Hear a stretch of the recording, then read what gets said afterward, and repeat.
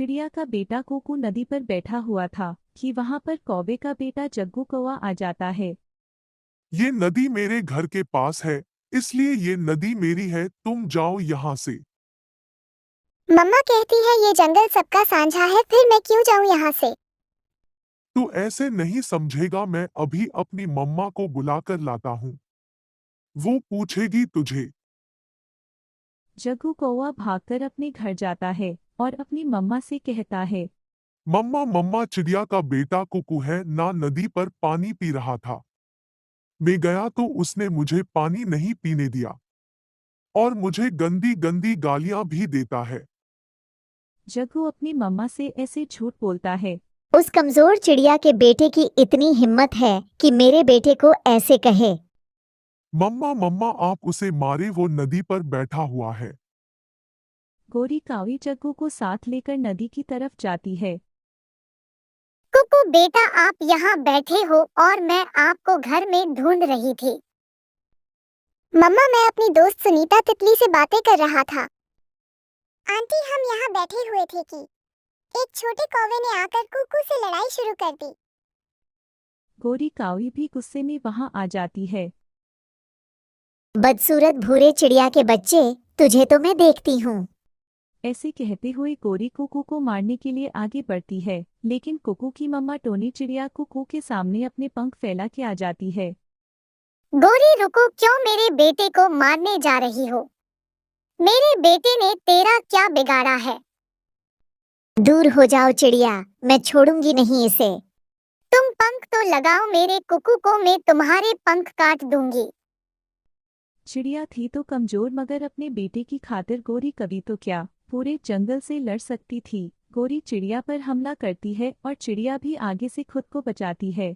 दोनों में लड़ाई होती है। अगर गोरी दो लगाती है तो चिड़िया भी कम ना थी, वो ब्याज सहित पूरा मुकाबला कर रही थी। मैं देख लूंगी, मैं तुम दोनों माँ बेटे को देख लूंगी, तड़पा तड़पा कर मारूंगी मैं तुम दोनों को। गौरी अपने जग्गू को लेकर वहां से चली जाती है। चिड़िया भी अपने बेटे को घर ले जाती है।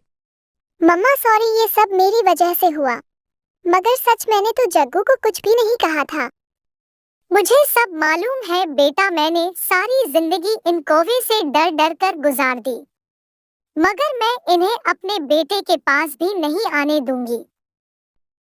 कुकू बहुत डरा हुआ था। वो अपनी माँ के साथ लिपट कर सो जाता है। अगर मैं वहां होता तो मैं उन दोनों माँ बेटे को जान से मार देता। मारना तो है कालू जी, मारना तो है उन्हें, अब छोड़ूंगी नहीं उन्हें। वो चिड़िया और उसका बेटा मेरे हाथों से मरेंगे। दूसरे दिन कालू कौवा जंगल से जा रहा था कि वो देखता है कि एक जगह पर शिकारी पंछी बैठा शिकार की तलाश कर रहा था। शिकारी पंछी भी यहाँ शिकार की तलाश कर रहा है और इसका मतलब चिड़िया को मारने का प्लान तैयार है। दुष्ट कालू कौवा चिड़िया के पास जाता है। चिड़िया बहन, कल जो गौरी ने कहा, मैं तुमसे उसकी माफी मांगता हूँ, मैं बहुत ही शर्मिंदा हूँ तुमसे।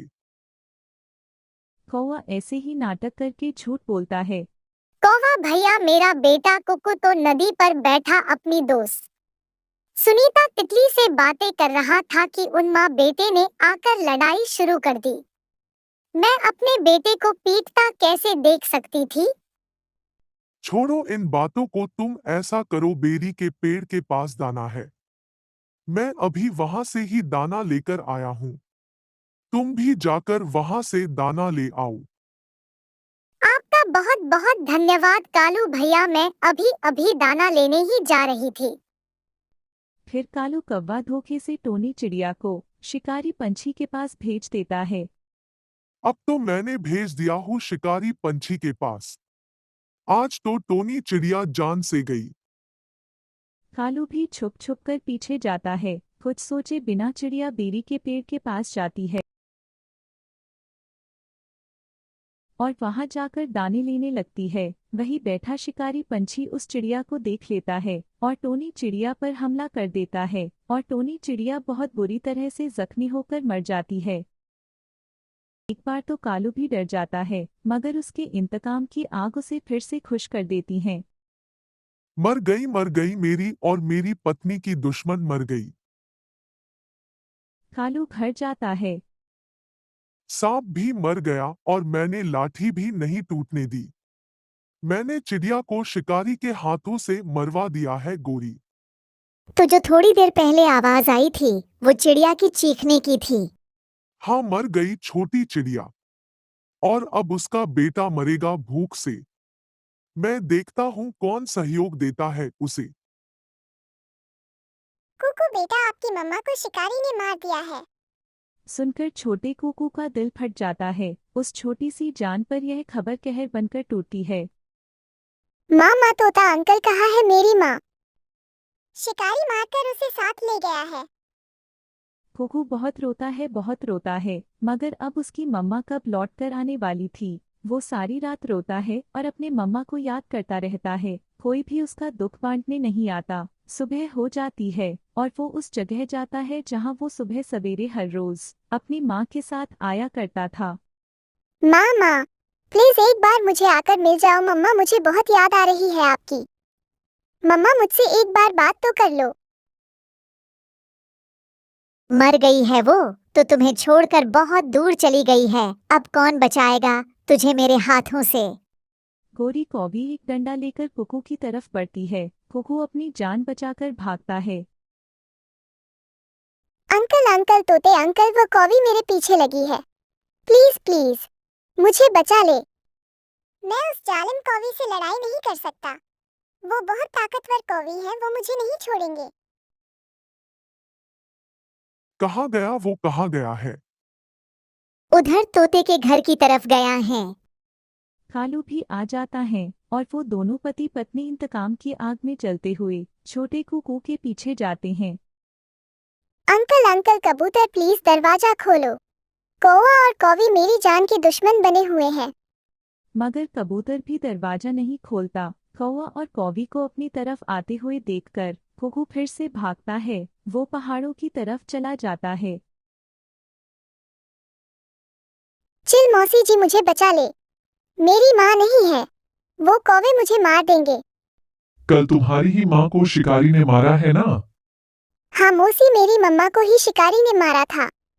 चील तो खुद बहुत जालिम थी, मगर उस छोटे मासूम बच्चे पर चील को दया आ जाती है।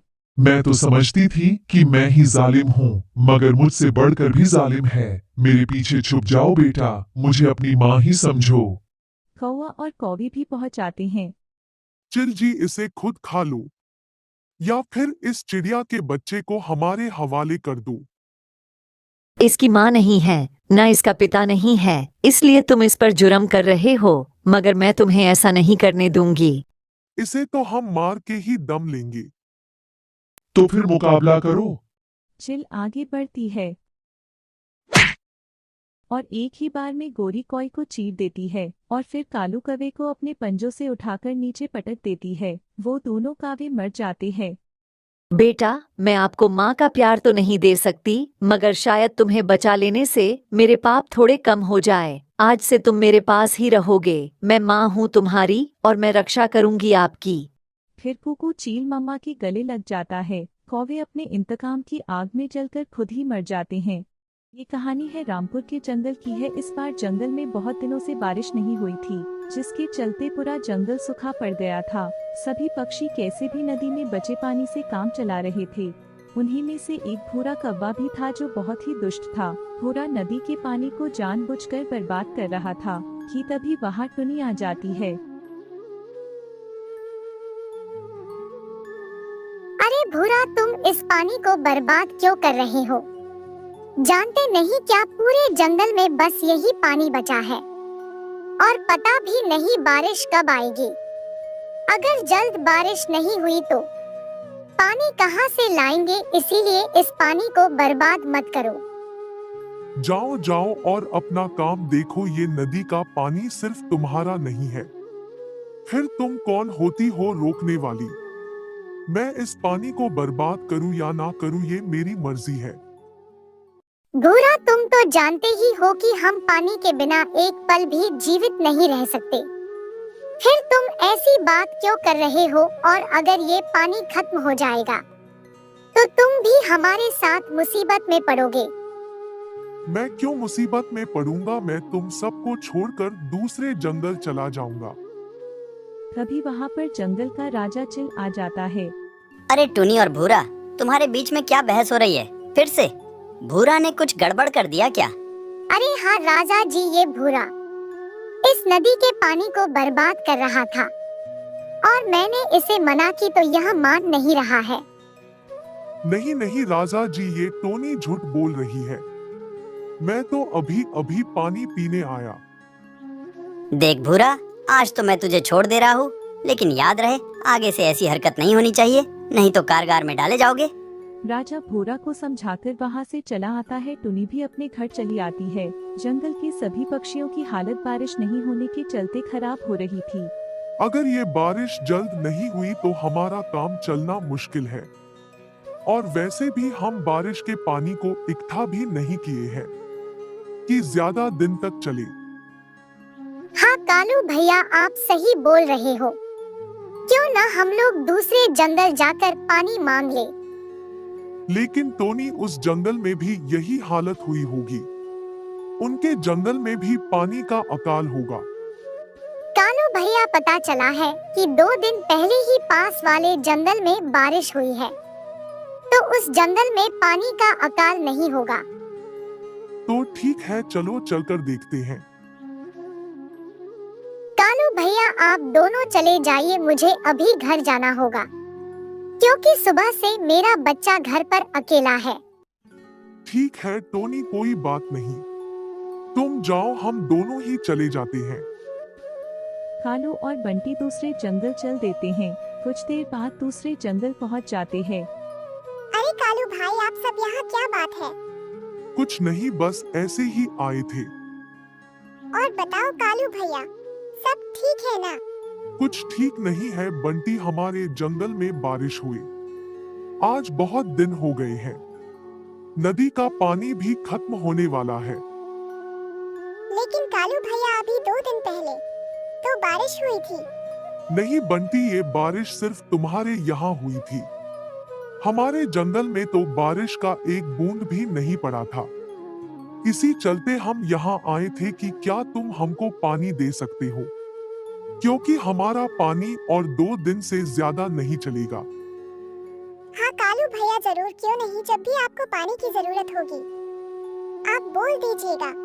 ठीक है बंटी, अब हम चलते हैं। कालू और चिंटू चले आते हैं। सुबह होती है। मौसम के जानकार पक्षी द्वारा सूचना मिलती है। सुनो सुनो, आज बहुत तेज बारिश आने वाली है, इसीलिए सब पक्षी अपने घोंसले में ही रहेंगे, क्योंकि ये बारिश बहुत भयंकर होने वाली है। ये तो हमारे लिए बहुत अच्छी बात है। चलो, अच्छा हुआ इस पानी के मुसीबत से तो छुटकारा मिला। हाँ कालू भैया, चलिए अब हम सब अपने अपने घोंसले में चलते हैं। सब अपने अपने घोंसले में चले आते हैं। कुछ देर बाद तेज बारिश शुरू होती है। सब पक्षी अपने अपने घोंसले में छुपे हुए थे। बच्चे बहुत डरे हुए थे क्योंकि वे कभी बारिश नहीं देखे थे। माँ, यह आसमान से पानी क्यों गिर रहा है? लगता है कोई शिकारी हमारे जंगल पर हमला करने वाला है। नहीं नहीं, ऐसी कोई बात नहीं है, इसे हम बारिश कहते हैं। यही बारिश होती है तो जंगल के नदी तालाब में पानी इकट्ठा होता है और फिर उस पानी को हम लोग पीते हैं। लेकिन आसमान में ये एक चमक कैसी हो रही है और उसके साथ एक भयंकर आवाज आ रही है। यह चमक तब आती है जब 2 बादल आपस में टकराते हैं और वही टकराने की आवाज आ रही है। तभी अचानक टुनी के घर का एक हिस्सा टूट जाता है। माँ, हमारे घोंसले की छत तो टूट गई, अब हम क्या करेंगे? इस बारिश में हम दूसरा घोंसला भी नहीं बना सकते हैं। लेकिन तुम चिंता मत करो, हम मीनू मौसी के पास चलते हैं। बारिश होने तक हम उनके घर में रह लेंगे। लेकिन मीनू मौसी हमें अपने घर में क्यों रखेंगी? मुसीबत में कोई भी किसी का साथ देता है, इसीलिए वह जरूर हमारी बात मानेगी। चलो अब हम चलते हैं, नहीं तो यह पानी हमारे सर तक आ जाएगा। टोनी अपने बच्चों के साथ मीनू मौसी के पास चली आती है। अरे मीनू मौसी, हमारा घोंसला तेज बारिश के चलते टूट गया है। क्या आप हम दोनों को बारिश तक अपने घोंसले में रख सकती हो? तभी मीनू मौसी सोच में पड़ जाती हैं। कैसे भी करके इनको नहीं रखना है, लेकिन करूं तो क्या करूं? कुछ बहाना बनाती हूं जिससे ये दोनों चले जाएं। ये कौन सी बड़ी बात है टोनी? क्यों नहीं, लेकिन मेरा घोंसला सिर्फ 2 लोगों के लिए बना है, इसीलिए तुम में से कोई एक रह जाओ। लेकिन मौसी, मेरा बच्चा मुझसे दूर नहीं रह सकता, और वैसे भी यह बारिश इसने पहली बार देखी है तो बहुत डरा हुआ है। फिर तुम ही बताओ टोनी, कैसे काम चलेगा? अगर हम तीनों इसमें रहेंगे तो मेरा घोंसला भी टूट जाएगा और बड़ी मुसीबत आ जाएगी। ठीक है मौसी, कोई बात नहीं, हम गोरी बहन के यहाँ देखते हैं। टोनी मीनू मौसी के घर से चल देती है और गोरी कॉबी के पास चली आती है। अरे गोरी बहन, जल्दी दरवाजा खोलो, हम इस बारिश में भीग रहे हैं। लगता है टोनी आई हुई है, जरूर कोई काम से आई होगी। शायद इसका घोंसला टूट गया है, जिसके चलते हमारे घोंसले में रहने आई होगी। तभी वहाँ कालू कौवा आ जाता है। अरे गोरी, कौन है दरवाजे पर? और तुम दरवाजा क्यों नहीं खोल रही हो? चुप जी, धीरे बोलिए, कहीं आपकी आवाज सुन न ले। लगता है टोनी आई है कुछ मदद मांगने। तो क्या हुआ? इस मुसीबत में हमें ऐसा नहीं करना चाहिए। हमें टोनी की मदद करनी चाहिए। हम टोनी की कोई मदद नहीं करेंगे, चाहे कुछ भी हो जाए। और आप भी कुछ मत बोलिए, अब शांत रहिए। अरे गोरी, दरवाजा तो खोलो। कालू भैया, हमें बारिश में भीगने के चलते ठंड लग रही है, जल्दी दरवाजा खोलो। लगता है गोरी और कालू भैया सो गए हैं। हमें यहाँ से चलना चाहिए, जल्दी हम पिंकी के पास चलते हैं। टोनी पिंकी के पास चली आती है। अरे टोनी बहन, तुम इस बारिश में क्यों भीग रही हो? क्या हुआ, कोई बात है क्या? क्या बताऊं पिंकी, मेरा घोंसला तेज बारिश के चलते टूट गया और बारिश का पानी घोंसले में आने लगा, जिसके चलते हमें बारिश में ही आना पड़ा। अच्छा टोनी, कोई बात नहीं, तुम यहाँ बारिश रुकने तक आराम से रह सकती हो, और भूख लगे तो बता देना, मैं कुछ अनाज रखी हुई हूँ। नहीं नहीं पिंकी, तुमने बस हमें बारिश से बचा ली, यही बड़ी बात है। नहीं तो इस बारिश में हमारा तो काम तमाम था। ऐसे मत बोलो पिंकी, सब ऊपर वाले की कृपा है। ऐसे ही कुछ देर टोनी और पिंकी बातें करती है और सो जाती हैं। सुबह देखती है तो बारिश बंद हो गई थी। ठीक है पिंकी बहन, अब हम चलते हैं। अभी हमें जाकर अपना घोंसला भी बनाना है, क्योंकि पता नहीं ये बारिश कब आ जाए। हाँ टोनी, जाओ और जाकर अपना घोंसला बना लो। टोनी अपने बच्चे के साथ चल देती है। टोनी एक पेड़ के पास बैठकर कुछ सोचने लगती है कि तभी उसका बच्चा बोलता है। अरे माँ, आप क्या सोच रही हो? जल्दी चलो, अभी हमें घोंसला भी बनाना है। हाँ, लेकिन मैं भी यही सोच रही हूँ कि घोंसला किस चीज से बनाएं, हमारे पास पहले से लकड़ी भी नहीं है। माँ, क्यों न हम हरी घास का घोंसला बनाएं? हरी घास को इकट्ठा करने में ज्यादा समय नहीं लगेगा, और ऊपर से कुछ पत्तों को डाल देंगे, जिससे बारिश का पानी हमारे घोंसले में नहीं आएगा। अरे हाँ, ये तो बहुत अच्छी तरकीब है। चलो हम चलकर पहले घास लाते हैं। टोनी अपने बच्चे के साथ हरे घास लाने चल देती। टोनी हरे घास का जुगाड़ करके घोंसला बनाने लगती है। कुछ देर में टोनी का घोंसला पूरी तरह से बन जाता है। टोनी के घोंसले को देखने पिंकी आती है। अरे टोनी, तुमने एकदम अच्छा घोंसला बनाई हो, ये काफी मजबूत और सुंदर है। और इस तरह से टोनी और उसके बच्चे नए घोंसले में रहने लगते हैं।